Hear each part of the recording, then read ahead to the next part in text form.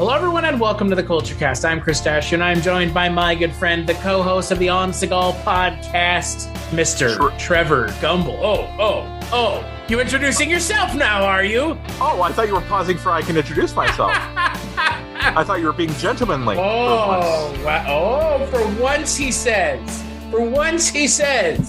Mr. Trevor Gumbel, ladies and gentlemen, looking dapper this evening. Oh, if you guys could only see. If you could only see Trevor right now, he's completely naked. He has a Goro costume on. And let's just put it this way. He doesn't need 2 extra arms. He only needs 1.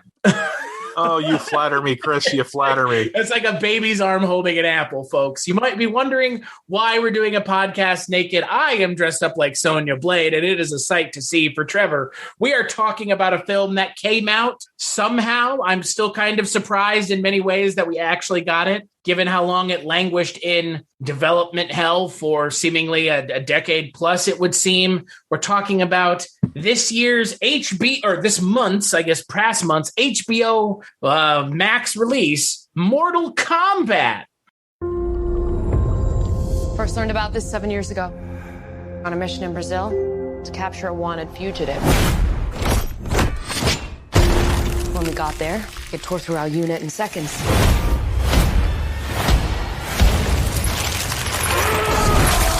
The target had superhuman abilities. It had the same marking you do, Cole. It's a birthmark. What do you mean? He was born with it. It's not a birthmark, Cole. It means you've been chosen. Throughout history, different cultures all over the world reference a great tournament of champions. That dragon marking? I think it's an invitation to fight for something known.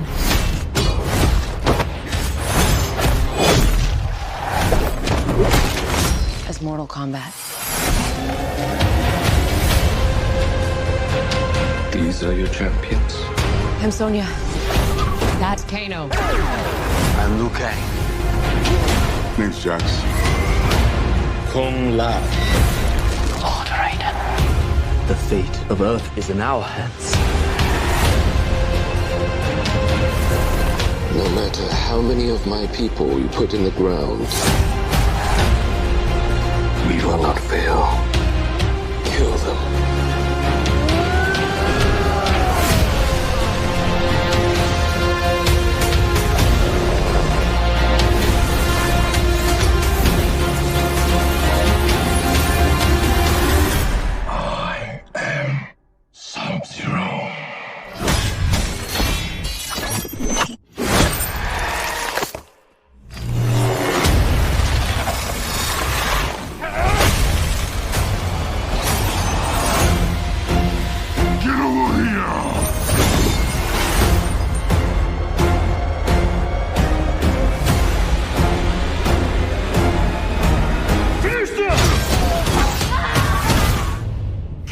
Wins.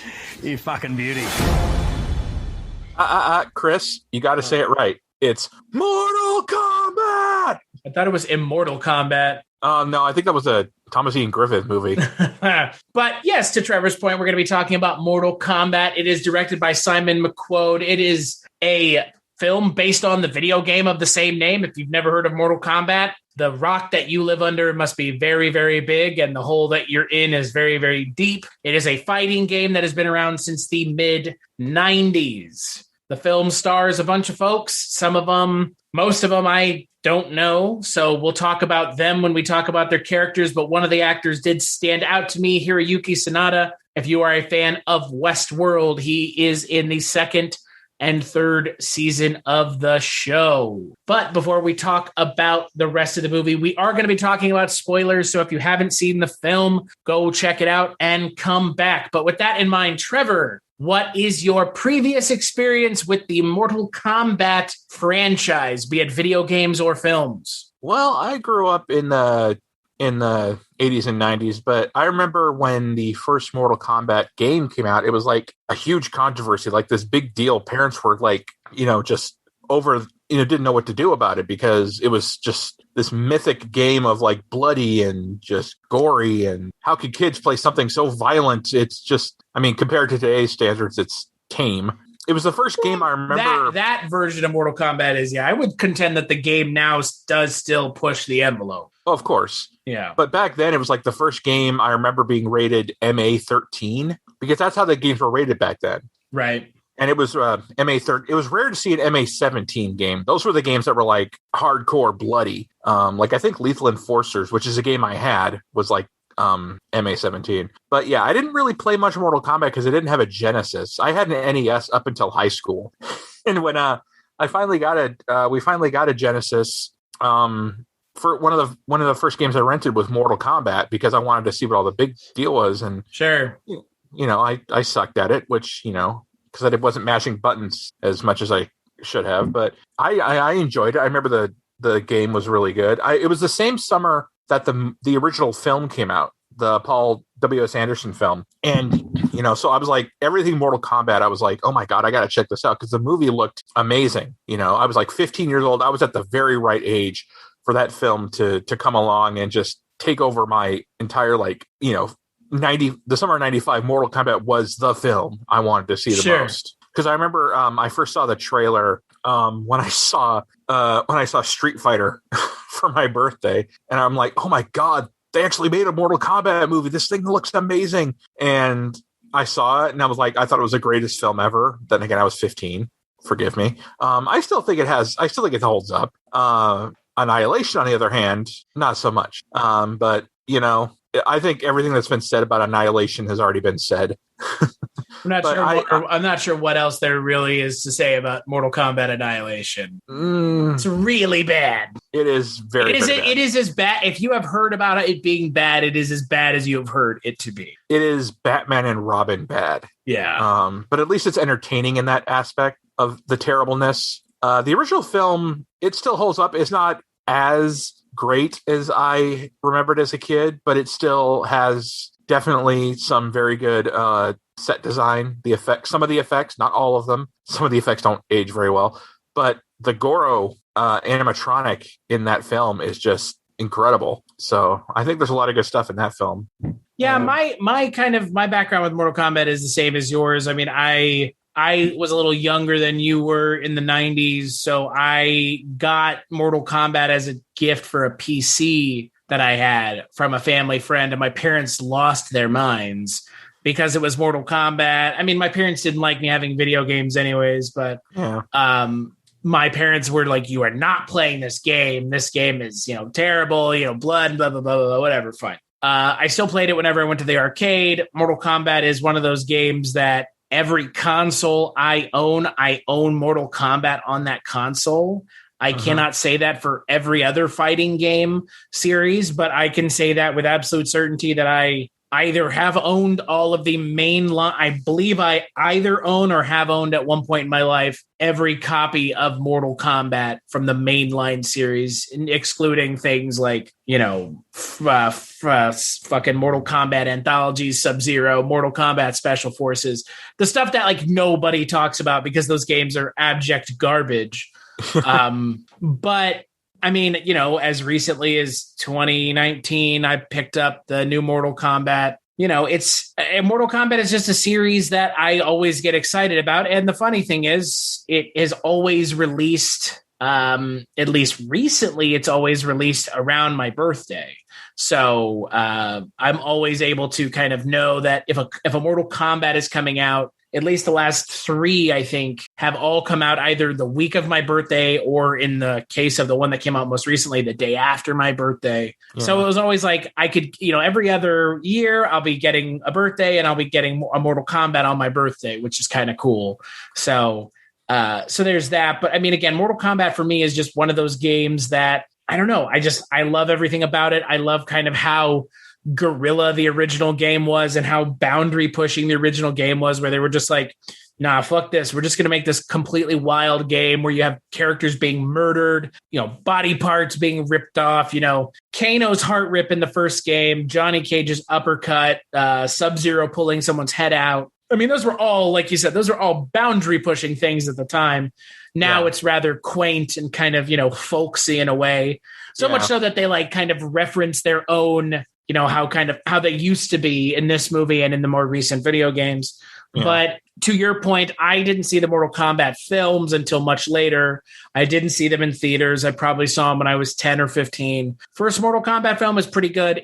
I hate the term guilty pleasure. Just like what you like and don't feel embarrassed about it. The original Mortal Kombat is a pleasant romp. It's one of the better video game movies, which is a very small group of things. Mortal Kombat Annihilation, like you said, the less we say about it, the better. It is a fucking nightmare. Best thing about that movie is the Baraka character that's just a dude in a mask. A very bad Halloween mask. A very bad Halloween mask. But yeah, and to talk about the more recent film before we talk about it, I'm sure you saw, as I did, in the mid 2000s, the Mortal Kombat video that they had online. The Kevin Tancharoen 8-minute short called Mortal Kombat Rebirth is. It's too bad we never got that. It was a damn good short film. Yeah, it's like Punisher Dirty Laundry. Yeah, Michael Jai White would have been an incredible Jax. Jerry Ryan was good. It would have been a really good Sonya Blade. I believe, was it a Reptile? Was one of them? Yeah, Reptile was a Harlequin baby.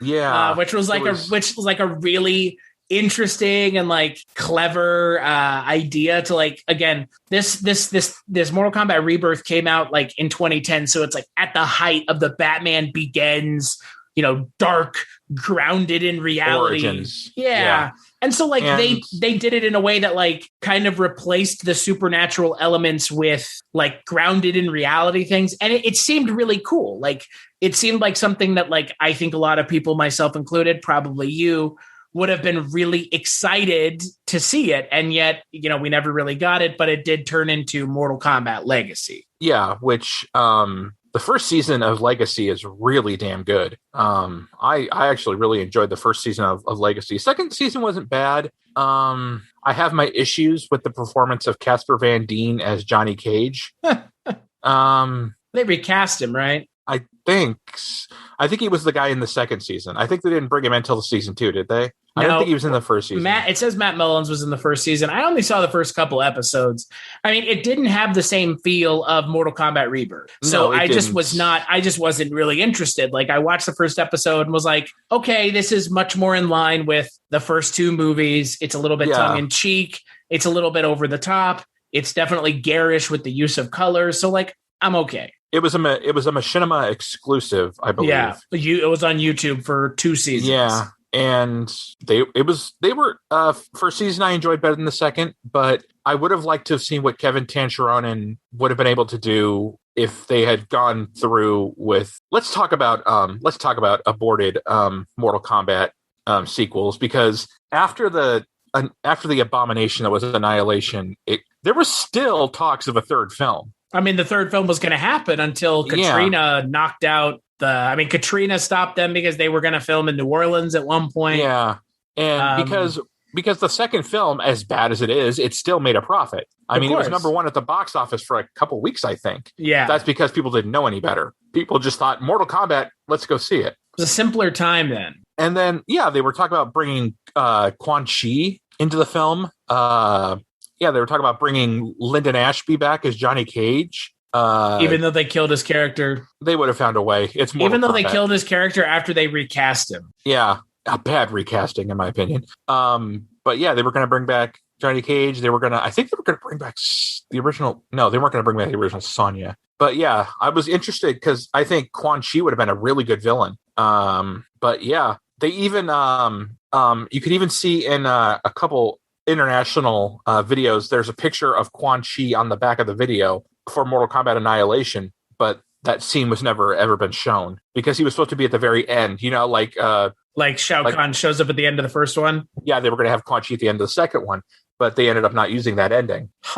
And the guy playing Quan Chi at the end of Annihilation has no lines because the actor does not speak English. So they just put a guy in Quan Chi makeup, had him do a stinger for a third film that never happened, and that was it. So yeah, they were going to make a third one for a long time. Then Katrina really screwed it up, and then Kevin Tancharonen's film came along, generated a lot of buzz. Yeah, and they were actually seriously talking about Kevin Tancharonen taking the reins and making a dark Mortal Kombat film. And I don't remember what happened to that, but it never happened. And now we have the James Wan produced Simon McQuaid directed Mortal Kombat that we never thought would happen, but it did, thank God. So what did you think? What do you think of the most recent entry into the Mortal Kombat universe? I guess this is the first film in what I would assume, given the success of this film, we're getting another movie. Oh, you better believe we're getting another movie. I mean, they're already talking about who they're going to bring in for Johnny Cage, and one of the names being touted is Ryan Reynolds. It should definitely be Mike the Miz Mizanin, because I've been hearing that too. That's the only person that makes sense. You don't even have to play a character; just play yourself. I think Ryan would just be playing Deadpool again. I think a large actor in a role like this movie, where everyone else is not a large actor, would really. I mean, we'll get to it when we get to it, but there are some problems I have with this movie that stem from the casting. Mine too. But we'll get to that when we get to it. I enjoyed it. It was a very unpretentious film that doesn't pretend to be anything other than what it is. It's a Mortal Kombat film. I would disagree. I think it does try to be a little bit more, but I think we can both agree that those times are not nearly as successful as when it just kind of ignores what it wants to be versus what it should be. Yeah, when it's being just a straight up fighting Mortal Kombat film, it succeeds wonderfully. Yeah. And I think it was a great idea for them to make this rated R, to just, because making it PG-13 would have just kind of cut the balls off of it. And, I don't think we would have gotten nearly as memorable of scenes as we got. And most of the time I don't worry about the rating coming into play with a movie. But when you have a source material like this, it necessitates the R rating. Exactly. You can make a Terminator movie or a Predator movie PG-13. They've done it to varying degrees of success. But those movies, as bad as they might be, are still better than this would have been if it had been PG-13. And I think it served it very well. The first scene out the gate is a brilliant fight scene. I forgot the character's name. I know Scorpion. I know it's Scorpion, but the character name Hanzo Hasashi. A terrific fight scene. I mean, yeah. You see the origin of where he comes from. He's a family man trying to protect his family from, Sub-Zero. One might even say the best scene in the entire film. One might. I would. The opening of the film. Okay. The opening of the film is the best part of this movie, which is fine. It's okay. But the problem is it does set kind of an unfair expectation for the rest of the movie. And I think it's very telling that they let the first 7 minutes of the movie be able to be accessed on IGN. Yeah. I think because it feels a little bit like a bait and switch. Yeah, it definitely feels like it's two different films. It's almost like it's one of those Crouching Tiger, Hidden Dragon kind of deals.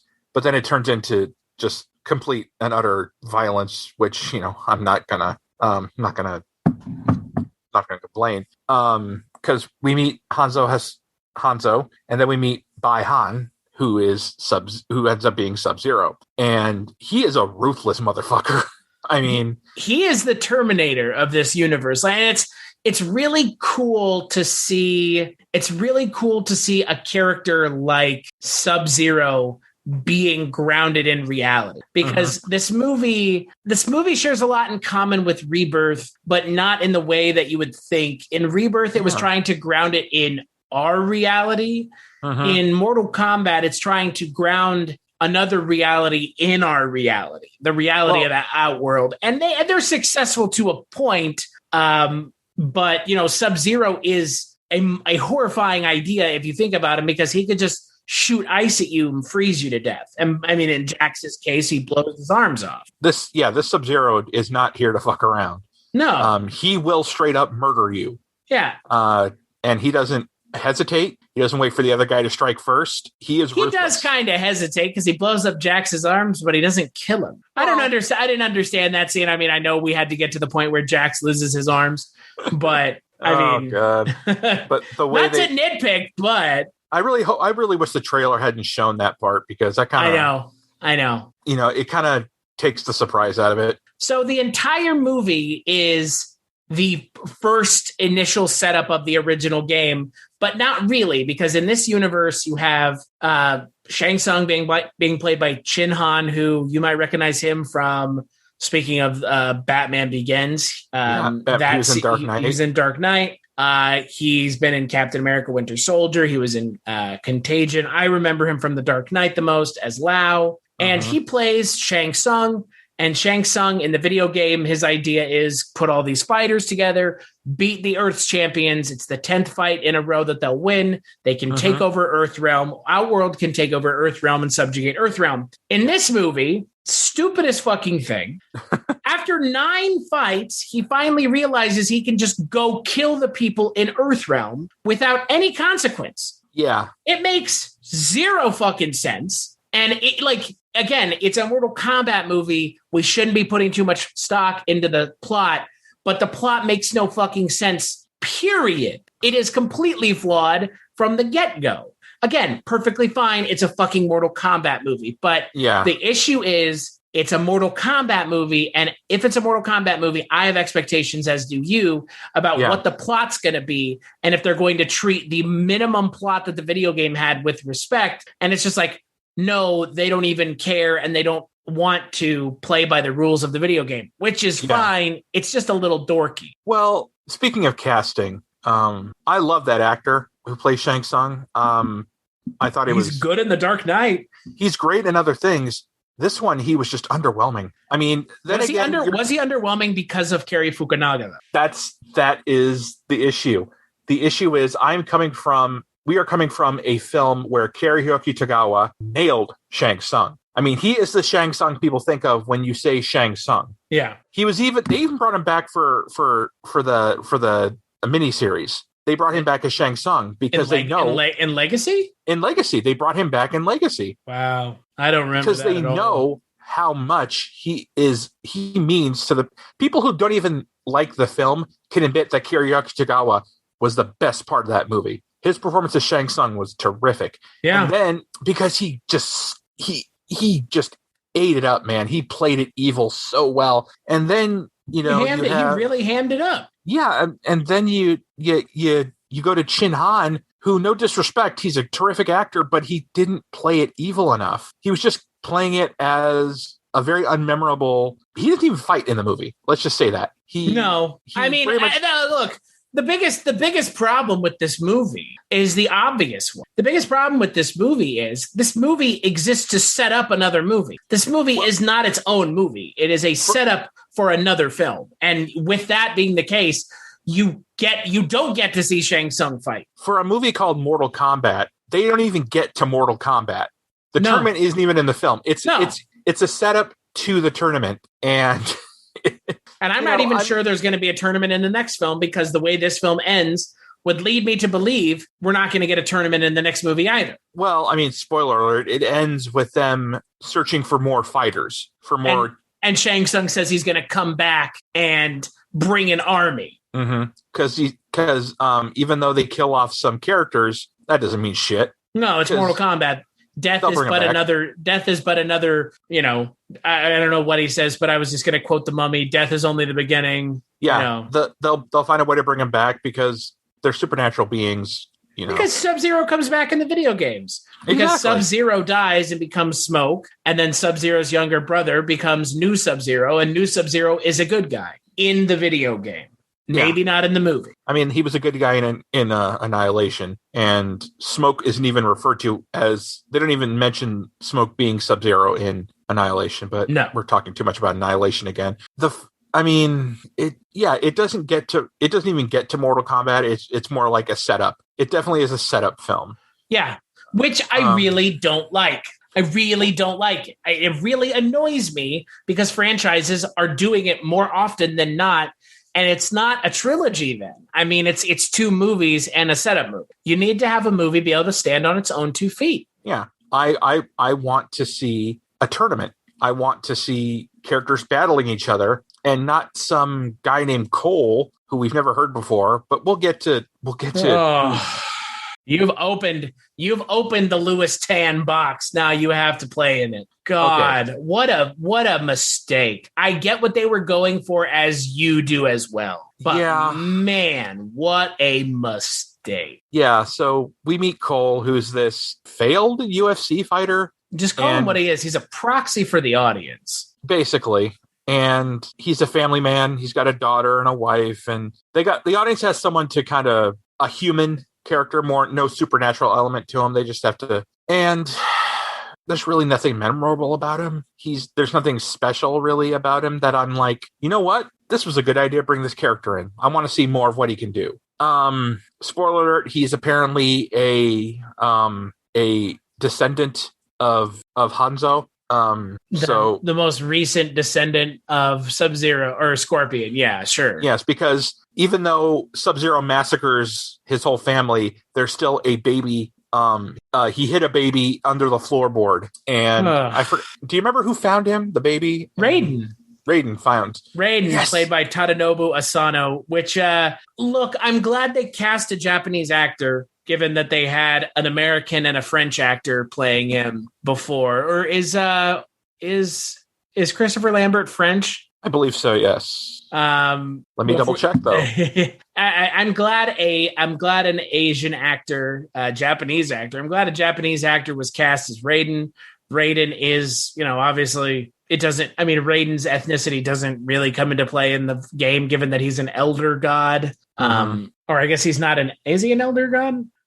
He's supposed to be, from what I understand. But he's a god in the video game. So, in the other 2 movies, I would go on a limb and say he's given more to do. In this movie, he's given very little to do. But I as much as I like Chris Lambert as Raiden, which he's good in the first movie, and James Remar is given nothing to do in the second movie. No.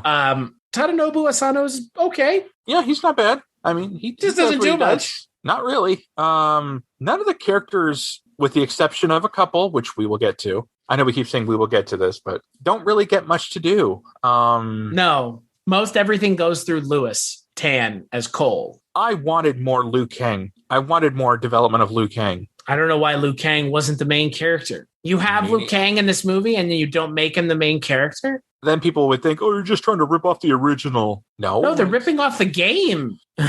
I mean, Liu Kang is the main character in the game. I mean, in the new video game, the entire game goes through Liu Kang. It makes no sense to me. You have Liu Kang in this movie. You have him in the movie. It's not like they didn't include him. Well, I mean, the best character in the film is Josh Lawson as Kano. And even then, a little bit of him kind of goes a long way. I mean, I know a lot of people are saying, I know a lot of people saying, oh my God, Kano was the funniest character in the film. Oh my God.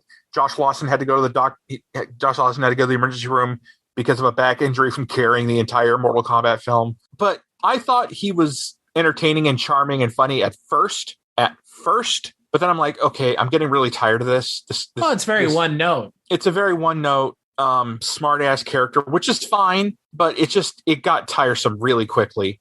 And I ended up saying, oh my God, fucking kill this guy already. He needed someone to balance him out. Well, I mean, unfortunately, when you have a character in the film like Kano, it seems like he's from another movie. I mean, it just does. It seems like he's dropped in from a movie where they know how to write characters, and I don't understand it because the characterization of these characters in the game is pretty strong. They don't really have to want that hard to find an interesting characterization. And frankly, there's no reason you couldn't just use the video game's characterization of these characters. You don't have to change it that much.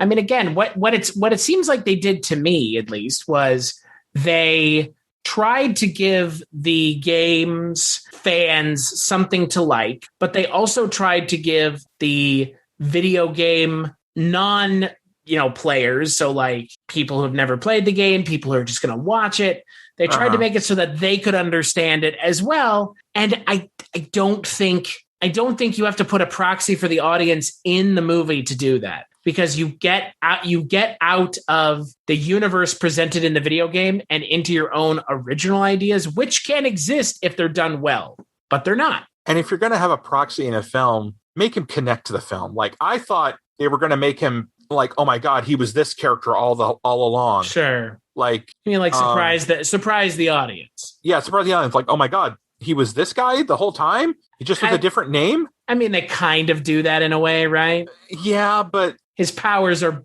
you mentioned it to me, his powers are Baraka-esque. Very Baraka-esque. He just doesn't have the really shitty, the demon face or the monster face or whatever. But, I mean, I can't be the only one who thinks, they never actually say Baraka in the film, but I can't be the only one who looks at the way he designed his character and think, oh my God, that's fucking Baraka. Yeah, pretty much is. Because we should get to the part where we should talk about the characters don't have powers at first. Oh my God. It's so it's so fucking convoluted.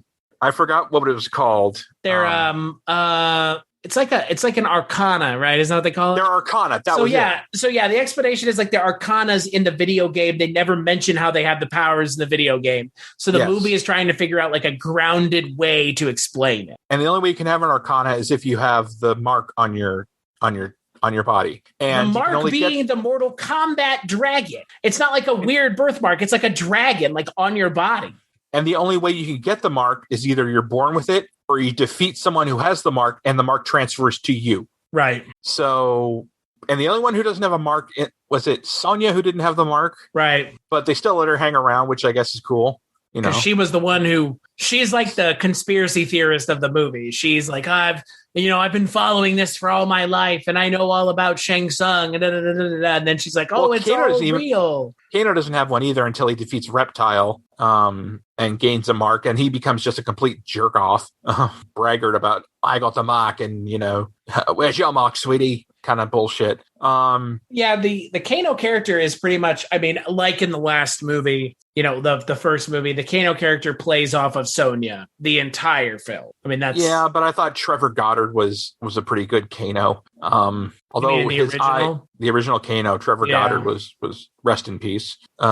Which is funny because he had such an influence on Kano that they made the Kano character Australian in the video game strictly because Trevor Goddard. So, I mean, that's a lot. And, they made him Australian in this film too. But I just thought Trevor Goddard was a better Kano, a more menacing Kano. I mean, because Kano is anti-hero kind of at first. Then he becomes a bad guy because he gets influenced by Shang Tsung, and that doesn't last long. I mean, I can understand why he's a well-liked character in this film. Like, they think he's the best part of the film because he's the only one that really brings any energy to the film. Other than the final battle between Scorpion and Sub-Zero, there's really not much character energy. I mean, him and Sub-Zero were the best characters in the film because Sub-Zero is like we said, he's a monster. He's ruthless, and he's, you're actually scared of this character because he can, and they're not relegated to Outworld. They can come into our world and cause damage. When we talk about,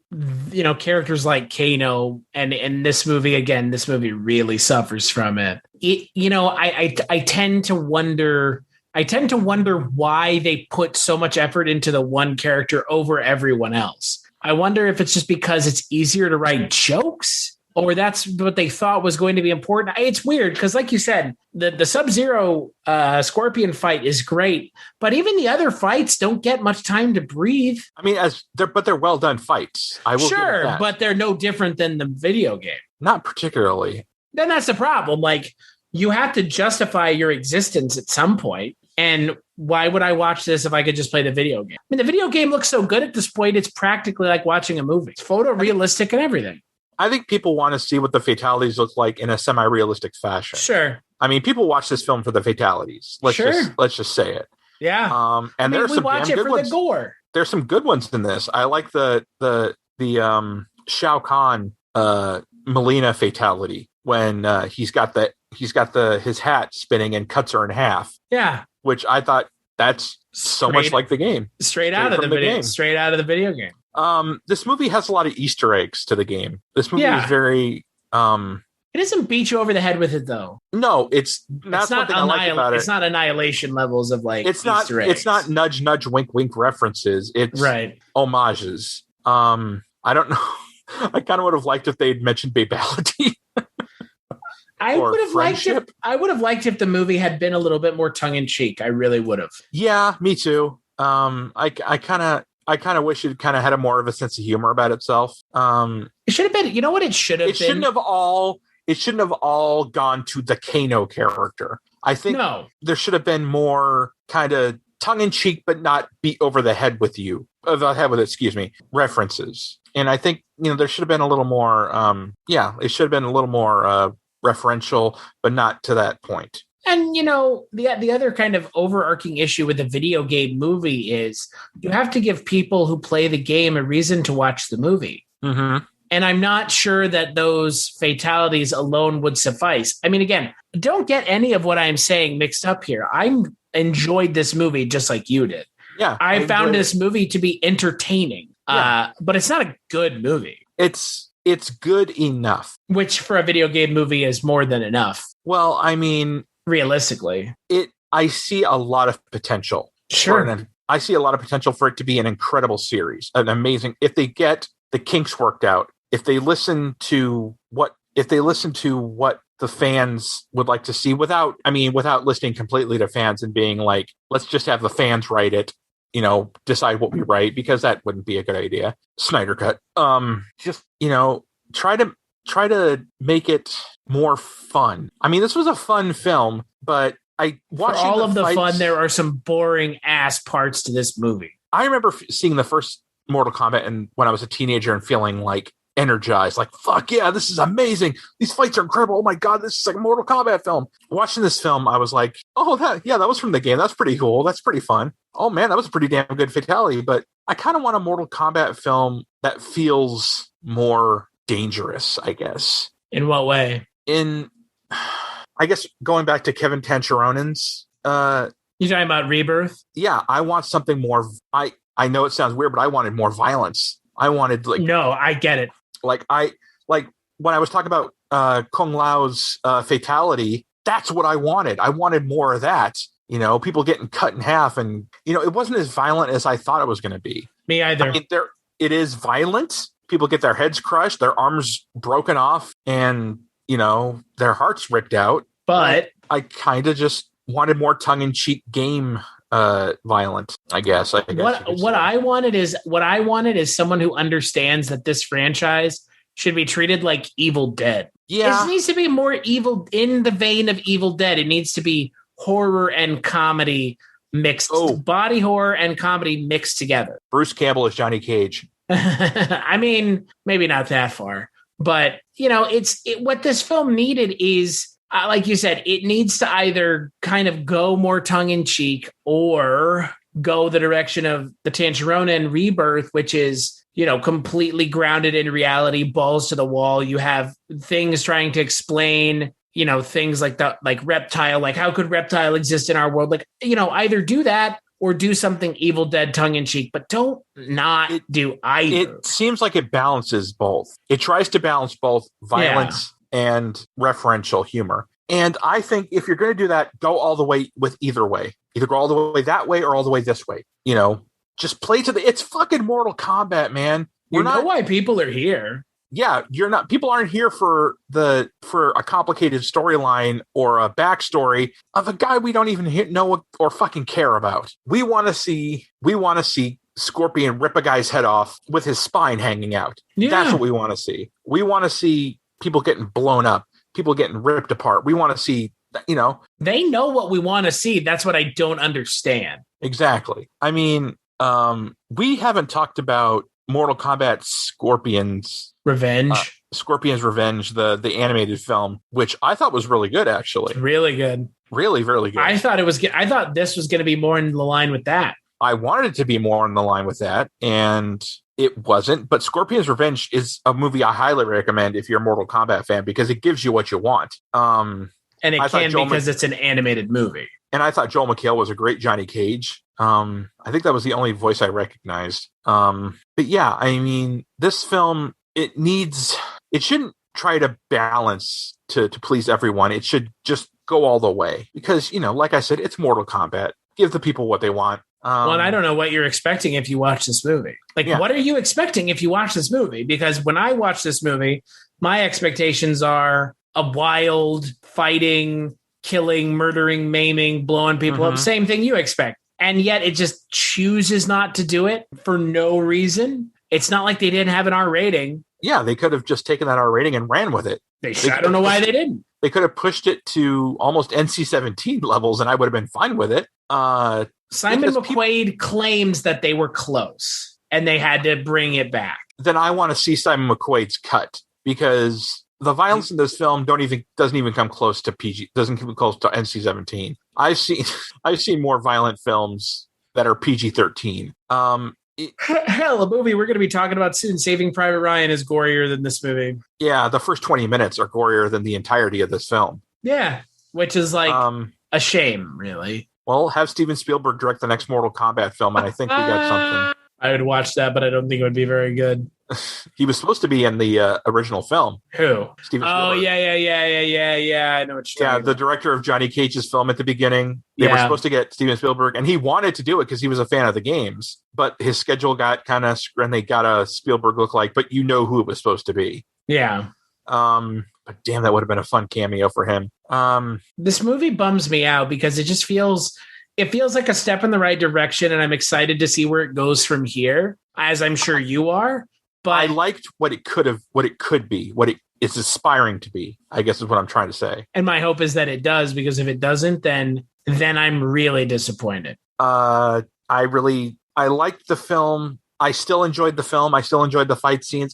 From what we get for fight scenes is really good. I mean, when they give us what we want, it's a fun movie. It's a really fun movie, but it's frustrating because it should have been more. It's very backloaded. It is. I mean, almost all the fighting takes place in the last 30 minutes of the movie, because the movie essentially has now everybody, we're going to do this whole thing where it's everybody goes off and has their own fight in a they very put them in different realms. Yeah. A very Mortal Kombat-y, 2, 3-round fight. And it's that's cool, but then it's over way too fast. They put all their chips on the Scorpion Sub-Zero fight at the end, where Cole is just standing there trying to break the ice to get his daughter and wife out of Sub-Zero's trap.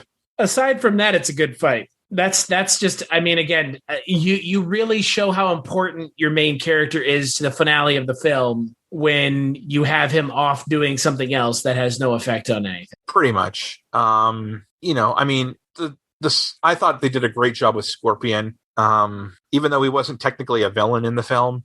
Right. He's the hero, basically. Well, he's a good guy in the video games now. So yeah, like I said, I haven't played the video games. Sure. No, in the original games, he's a villain. I thought they did the Scorpion and Sub-Zero enemies thing a lot better here than they did in the original film, because they didn't really do much with that in the original film. Right. They just mentioned that they're deadly enemies in the original film, but they don't really do anything with it. Scorpion was probably the best part. It's kind of cool that even though Hanzo dies in the beginning, they just bring him back up from hell as Scorpion. I kind of had an issue with that because it felt like they had written themselves into a corner. It's oh my God, we killed the guy playing Scorpion. I'm talking about the finale. It feels like they wrote themselves into a corner. There's all right, well, Scorpion shows up at the end. It's okay. I don't know if I agree with that. I think they already intended. Yeah, but how did Scorpion come back? From hell. But how? Didn't they explain it? I thought Raiden or something. Not really. I mean, again, I don't need the movie to explain it, but I need the movie to operate by some kind of logic that I can at least discern. Yeah, but then we're talking about Mortal Kombat. I know. I'm aware. I'm asking for a little much from a movie based off of a 20, 30, little under 30-year-old video game. 93, I believe. So 27, 26, 8 years. Oh, Jesus. Yeah. God, I'm old. I think, though, if you go into this film with the expectation of what it is, which is a Mortal Kombat film. Yeah. Don't go into it expecting the greatest thing you've ever seen. Go into it expecting a good enough romp through the world of Mortal Kombat that will hopefully yield something much better in the second film. Yeah. Go into it for great fight scenes. Don't go into looking for really good character development. And I think and just watch it on HBO Max. You'll get your money's worth. It's better than the last HBO Max thing we watched. What, Godzilla versus Kong? I think this is better than Godzilla versus Kong, don't you? It is way better than Godzilla versus Kong. I thought Godzilla versus Kong was kind of meh. We're in the minority on that one. We are in the very minority on that one because all my friends were like, this is such a fun movie. Godzilla versus Kong. This is just, yeah, that's what we want. Godzilla beating up. I'm like, yeah, but something about it just didn't. It was just kind of meh to me. Maybe I'm not the. No, I'm with you. I don't know. But then again, we like Godzilla this versus movie, Mortal so. Kombat. Now that would be interesting. I mean, we like this movie, so maybe our opinion is, completely out there. I don't know. I will say that the original is still better than this, but this is light years better than Mortal Kombat Annihilation. Yeah, and I hope that this is the start of a franchise that knows what its fans want and knows what it is and doesn't try to be more than what it is. Do you think they're going to pull a Hellboy 2 with this movie and just take the Cole character and just get rid of him? Oh, you mean like the FBI agent in the original? Yeah, or like the second G.I. Joe movie where you just have like the character that you follow in the initial film essentially just disappear or get killed off. I never saw the G.I. Joe Retaliation. Well, Channing Tatum dies. Oh, spoiler. Oh, is it a spoiler? That movie's been out for like a decade. I know, I haven't seen it, but Bruce Willis is in it and The Rock is in it, so maybe I'll check it out. But Channing Tatum was in none of the advertisements, so it's, you know what I mean? Like, that they, my thing is, like, I think that the next movie, they're going to just, like, the Cole character is just going to be full. Well, he has to find Johnny Cage. And then I think but then I think the rest of the movies go through Johnny Cage. Well, hopefully, because it's Johnny Cage and he's by far the most interesting character in the films. Yeah. If you get the right actor to play Johnny Cage, I think it'll be a very, very entertaining film. Like we talked about Mike the Miz playing him, which a lot of people online apparently agree with. Including Ed Boon. And I could see him putting on those sunglasses and doing the cross the arms thing. Yeah. If you find an actor who is excited about playing the role, they shouldn't get someone too high profile. No, because the actors in this movie aren't. No. The highest profile was Mechad Brooks, I thought, as Jax. But other than that, he's good. He's very good. I thought he was a very good Jax. Jax wasn't a character that I think they should have done more with because I really like Jax's character. I thought Mechad Brooks did a great job. He was a perfect Jax. I mean, I know we could go back and say, "Oh my God, I wish it was Michael Jai White," but that's ship is safe. I mean, we saw Michael Jai White. The problem is we didn't get to see Michael Jai White in the version that we wanted. Yeah, and things happen. But all in all, it was an entertaining film. If you go in not expecting something too terribly character driven, sure, and just want to see the fight scenes, you'll get your money's worth. You'll enjoy yourself. It's an entertaining. It's a good way to kill a couple hours. Yeah, and it does have some gore. It needs more. I think that the actors do a suitable job. Joe Taslim as Sub-Zero is really good. Uh-huh. But I mean, again, I don't know what the next movie looks like because the next movie I think is going to be a bigger test than this one was. I think that given the climate as it is right now, there's kind of no way this movie isn't successful because I think more people are going to watch it than we're probably going to watch it anyways. I think it's already made quite a bit of money. Yeah, it's made its money back. I mean, we're getting another one, which is fine. I'm glad that we are. Because I would like to see what the next one looks like. So far, it's made over $66 million. Yeah. So people are definitely, interested. One question. What did you think of the EDM techno Mortal Kombat theme they played at the credits? I mean, look, the Mortal Kombat theme is so synonymous with the movies, right? Like, I don't know why you don't just include it and just give the fans that little bit. Right. I don't think I think the filmmakers thought it would have been too much referencing the original film, and they kind of wanted to make it their own thing. They added, they have bits of the orchestral score playing the dun dun dun dun dun dun to very successful effect. Yeah. I don't mind the new EDM version. It's okay. I mean, at least they acknowledge that the theme is part of the franchise, right? And it's not trying to ignore that theme exists. And if you know anything about Mortal Kombat, the one thing that you probably know is the theme. Mm-hmm. Everybody knows the theme to Mortal Kombat. Everybody knows "Get Over Here." I mean, we all those are part of the culture of our pop culture. I thought the score for the original film was better. The George S. Clinton score for the '95 film was better than this score by Benjamin Wallfisch. But that's a small nitpick. I mean, did this movie really have to be that much better than Annihilation? No. Right? Like, this movie is good enough. And like in this day and age, good enough. The camera just had to be still for it to be better than Annihilation. Yeah. I mean, in this day and age, it seems like good enough is all it takes anymore. Yeah, and that's the sad part. Yeah. And I really don't like this trend of turning movies into their own prequels. I really don't like that. I really don't like that this movie doesn't stand on its own, really. Well, that to me just screams of they're sure this is going to be a success. Sure. When the audience will determine that, my friend, you don't get to decide if your film is going to be a prequel. Looking at you, Dark Universe. Oh, God. I mean, they did the same thing. They made a pretty big assumption that their film was going to be successful. They've been doing this shit for years. Mm-hmm. Where they ended on a cliffhanger like sequel bait and nothing happens. Yeah, you can't make a sequel by not giving us an ending. Yeah, it just kind of is kind of disingenuous, and it reeks of ego. Look, they want to make another movie. I get it. They want to make a franchise. I get it. A franchise means job security, but that's not how it works. No, it isn't. But again, this movie is good enough that I want a sequel. And if you go into this movie expecting more than a big, dumb movie where people get their arms blown off and a guy gets cut in half and then another dude gets his head exploded, you're in for a rough time. Because it is as close as we've ever gotten to a cinematic representation of the video games. That's all it needed to be. It just needs to stop taking itself so goddamn seriously. Yeah, it's Mortal Kombat. That's at least Street Fighter didn't take itself seriously. At least I don't think it did. I mean, it didn't take itself as seriously as this movie takes it. Like, I don't need Cole to have like a family. Like, it's just it doesn't factor into anything. Just make Cole a guy on his own. There's don't put him in the movie.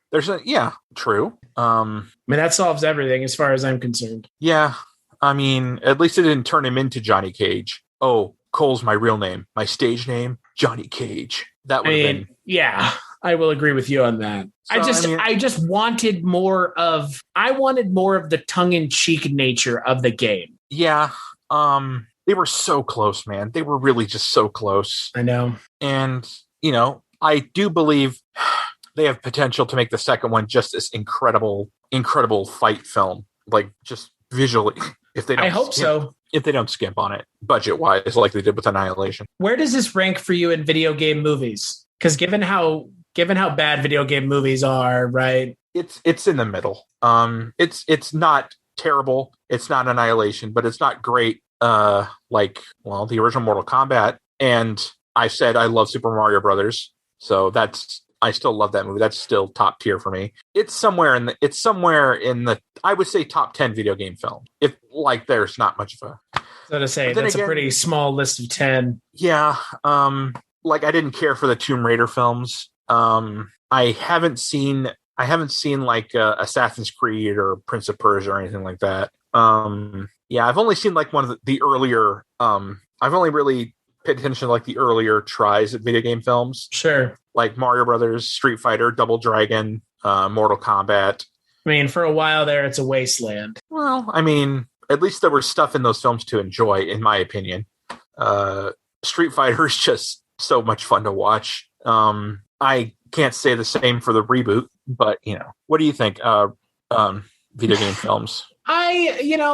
I like Sonic. Sonic was really good. Sonic was fun. I like Sonic. I think we're in kind of an interesting age where we might be getting films that are finally doing the medium service. I mean, you have the joke that is, well, the video games based off of movies are shit, and then the movies based off of video games are shit. So nothing based off of video games is good other than the video games themselves. I don't know where this will fall after the second movie comes out, but right now I would put this in like the top 5 video game movies I've ever seen. Okay. It's not as good as the original Mortal Kombat, but I would probably be more inclined to watch the original Mortal Kombat again over this one, because the original Mortal Kombat does have that nostalgia to it that this one will never have. Well, I mean, I would say just watch that or watch Scorpion's Revenge. Yeah. But Scorpion's Revenge is different. It's anime. Yeah.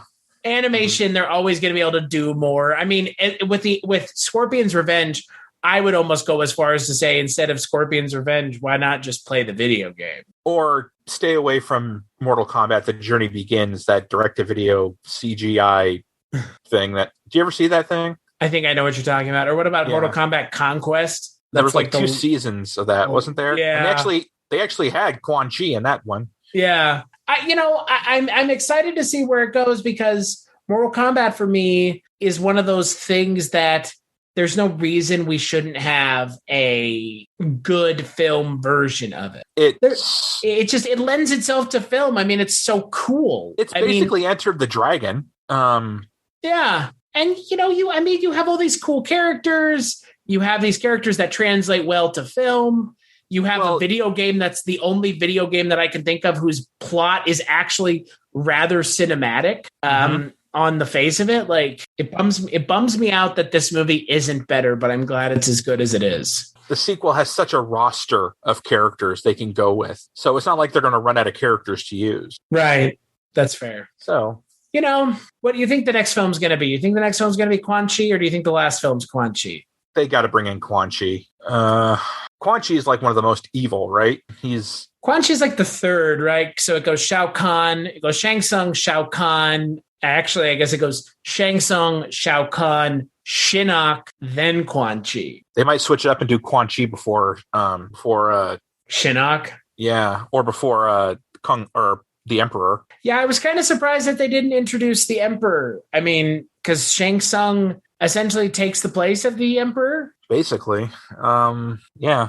I don't know. I think they need to. I don't know. They need to bring in a bigger threat with a more personality. Yeah.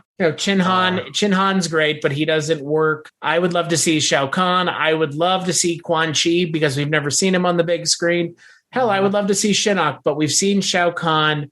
We've seen Shang Tsung. Maybe don't do those again. But, frankly, all this has to go as up from here. Yeah. Which is good, because, I'd rather these movies have nowhere to go but up than, fucking just this movie is terrible and we never see another movie. Well, I mean, fingers crossed they tell the actors to, I know, more personality. So that's what I want. I want characters I can root for. Yeah, we don't need a character that's a proxy for the audience. No, we don't want disposable, like, cool, that character. I want to give a shit if a character gets fucked up. Exactly. So. What would you give the film out of 5?